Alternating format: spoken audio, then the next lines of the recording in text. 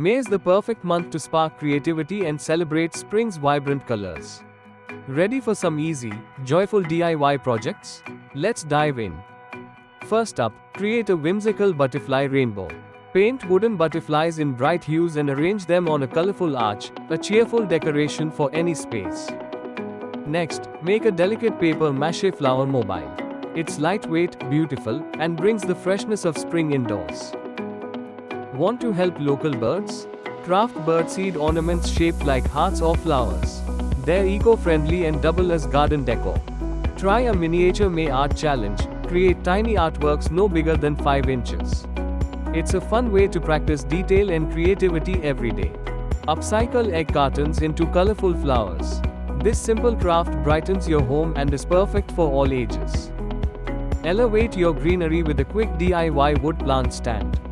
Stylish and functional, it's a great weekend project. Finally, add personality with hand-painted floors or walls. Stripes or checkerboards instantly refresh your space with a custom touch. This May, spark joy with these simple, colorful projects. Grab your supplies and let your creativity bloom.